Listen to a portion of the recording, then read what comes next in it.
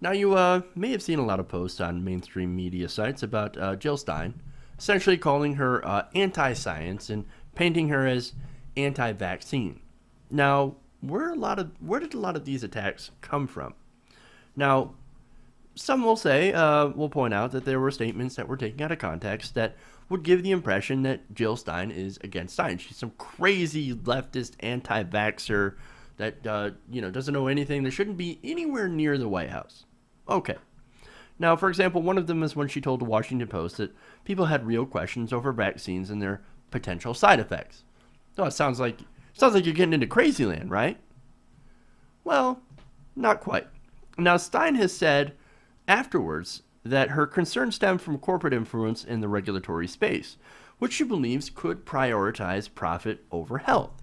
And in fact, in response to an inquiry, Jill Stein told CNN that she is effectively, quote, the most pro-vaccine and pro-health candidate in this race. Now, I point to her policy support of universal health care, of Medicare for all, as something that kind of backs up that pro-health stance. So where's this whole anti-vax smear coming from? Well, there was an email published by Counterpunch that shows a man named Robert Naiman. Now, Robert Naiman is the foreign policy director from a webzine called Just Foreign Policy. Now, this email was basically urging progressives to smear the Green Party candidate as anti-science. Now, this is an email that was intercepted from this. Well, not exactly intercepted. He was on the mailing list, and he got this email. Now, it says that if you have a lot of Facebook friends, you may have recently noticed a high level of activity on your Facebook feed by Jill Stein acolytes. Well, already you're off to a great start. If so, you may find the following links useful to throw them off their game. No warranty, express or implied. You don't have to prove that Jill Stein is anti-science or that she's an anti-science conspiracy theorist. You just have to say, there are unanswered questions about whether Jill Stein is an anti-conspiracy theorist. Oh boy, or an anti-science conspiracy theorist. Now, of course, included in this email are links to some articles from Forbes, The Washington Post, and Patheos. Now, here's the thing, right? These links, so, go to hit pieces, where it's like, Jill Stein, anti-vax. Jill Stein, she believes that Wi-Fi is frying your brains. Something like that. We'll get to that later, because that's actually something that I disagree with. Now, here's what they're doing, right? This email is essentially saying, hey, you don't have to prove she's an anti-science conspiracy whack job. All you have to do is essentially muddy the waters. Make people make that connection by saying certain things. Okay, that's kind of what this is. Now, on the issue of vaccines, let's hear Jill Stein. Let's get her thoughts on vaccines on the record. This is from the recent CNN town hall with Jill Stein. Let's take a look. I do not allow non-vaccinated patients, nor patients whose parents want to delay the vaccine schedule, into my practice. I care for many children who are immunocompromised or too young to get some vaccines, such as measles or whooping cough, which is an epidemic now, and they're very susceptible to these diseases. So when I was reading your statements, you seem to support vaccines, yet you're evasive about your schedule or the support of the schedule. So I just wanted you to clarify that for me. So that statement about the schedule was taken out of context. So when I was practicing and following issues around immunization, which I am not now, there were concerns at the time about the mercury dose in vaccines and how kids might be loaded up in a way related to that schedule and the presence of thimerosal in the vaccines. And that's what I was referring to, that there were legitimate questions at that time. But I understand those, the thimerosal has been taken out of the vaccines, anything that would be given to a child, and it's no longer an issue. I think there's kind of an effort to divert the conversation from our actual agenda, because the idea that I oppose vaccines is completely ridiculous. Completely ridiculous. All right, well, that's completely clear. Look, so basically what she's saying is like, hey, I had some questions about a certain drug that was inside the vaccine. That's gone. I don't have any questions anymore. Okay. Now, the other thing that she's concerned about that could be taken out of context, to maybe imply that she's anti-vax is that she's concerned about the FBA or FDA. Now, the FDA happens to get people on there that are elected officials that have taken donations from large corporations, perhaps pharmaceutical companies. Now, that's an issue, right? That's actually a pretty valid observation if you want to say, hey, look at that. Our federal agencies are filled with people who are basically being bankrolled, their campaigns, by large pharmaceutical companies or other corporations that actually might have an interest. Now, I pointed out plenty of stories where people that are on the banking committee, in fact, yesterday, did a story on certain banks that will give better loans, more favorable loans, lower interest rates, and longer pay periods to people who are on the committees that are overseen to regulate them. Well, the FDA is supposed to regulate pharmaceutical companies. But they're, the people that are on those committees, the people that are in the FDA, are still susceptible to that kind of lobbying. Now, on vaccines, that's not really related. Why? Because basically, vaccines are not a large part of the profit margins of these large corporations. They're very cheap to make, and a lot of companies will actually give them out for free.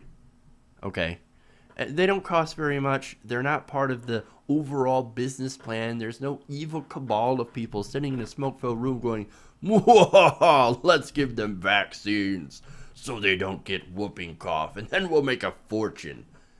No, that's not how it works. No, there are people, there are medicines, I should say, that make a lot more money than vaccines. Vaccines are just a staple now of modern medical science, and they've actually been incredibly helpful to humanity throughout since they were first created. Okay, our society at this point it could not have functioned without vaccines. They're that important. They're that much of a bedrock of modern medical science.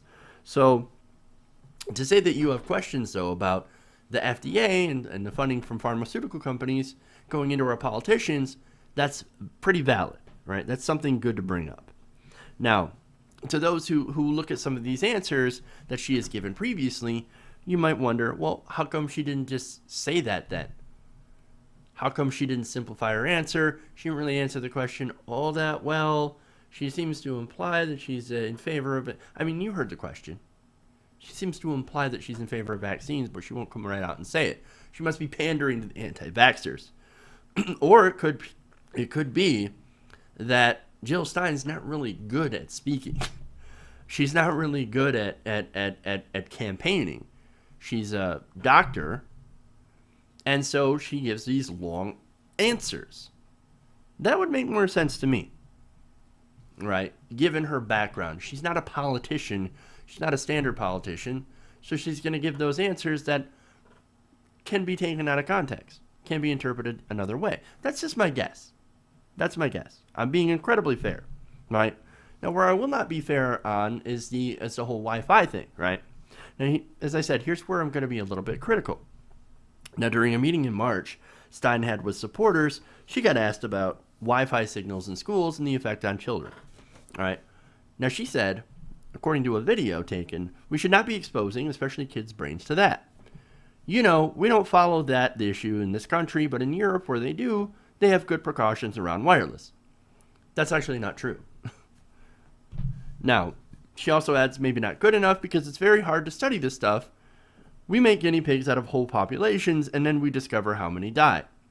And this is like the paradigm for how healthcare works in this country, and it's outrageous. Now, when it comes to healthcare in this country, she's actually right about that. The Wi-Fi thing and the frying, no, the science does not support that, okay? There's no evidence that we have right now that Wi-Fi hurts children's brains. Now, I'm not saying that there won't be further studies in the future about Wi-Fi and the effect on people, just like there are studies about cell phones and people, right? But as I said, right now, there's no scientific evidence to back that up. So I kind of disagree with her on that, and so does the science. So I think that's a fair criticism. And if you disagree, and if I got something wrong on that, make sure to correct me. If she said, no, that's actually not what I meant. Okay, well, let me know if I made a mistake. What I'm trying to do is I'm trying to get some of the facts out that I know of. And that brings me to the last part here, is that, look, I'm not advocating for Jill Stein. I'm also not advocating for Gary Johnson.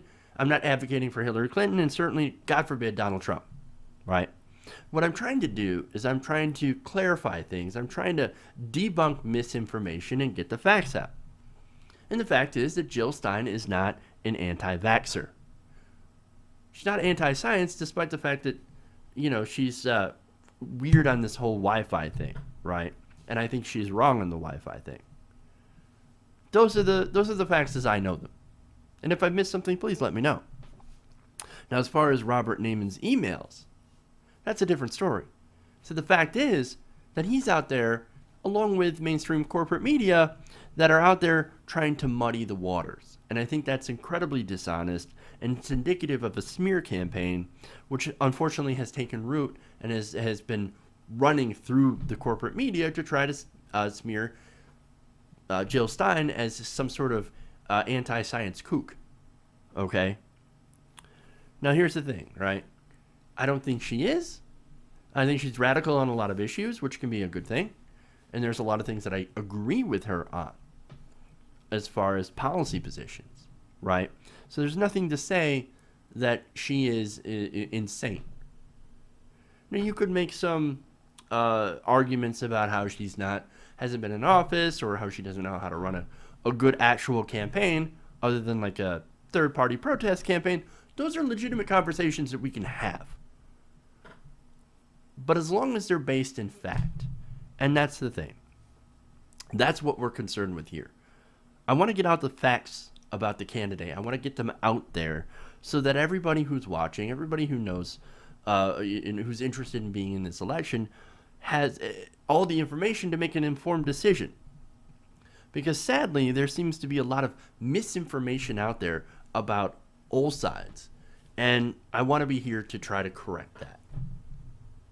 Hey everybody, if you like this video, then please like this video and share. And if you want to see more like this, then please hit that subscribe button below.